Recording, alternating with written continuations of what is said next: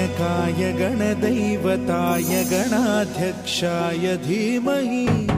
गुणशरीराय गुणमण्डिताय गुणेशानाय धीमहि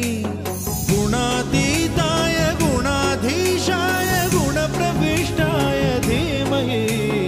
एकदन्ताय वक्रतुण्डाय गौरीतनयाय धीमहि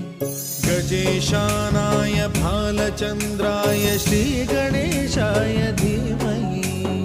एकदन्ताय वक्रतुण्डाय गौरीतनयाय धीमहि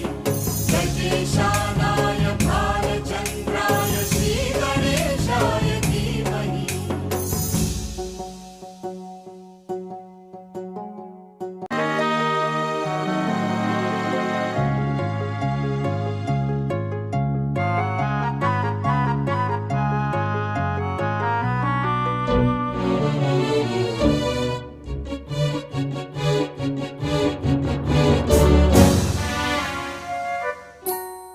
गानचतुराय गानप्राणाय गानान्तरात्मने गानोत्सुकाय गानमत्ताय गानोत्सुकमनसे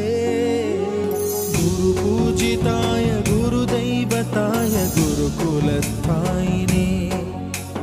गुरुविक्रमाय गुह्यप्रवराय गुरवे गुणगुरवे गुरुदैत्यकलक्षेत्रे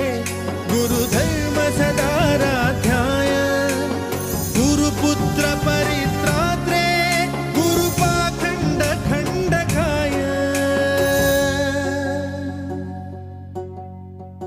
गीतसाराय गीततत्त्वाय गीतगोत्राय धीमहि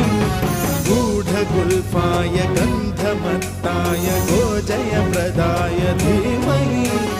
गुणातीताय गुणाधीशाय गुणप्रविष्टाय धीमहि एकदन्ताय वक्रतुण्डाय गौरीतनयाय धीमहि गजेशानाय भालचन्द्राय श्रीगणेशाय धीमहि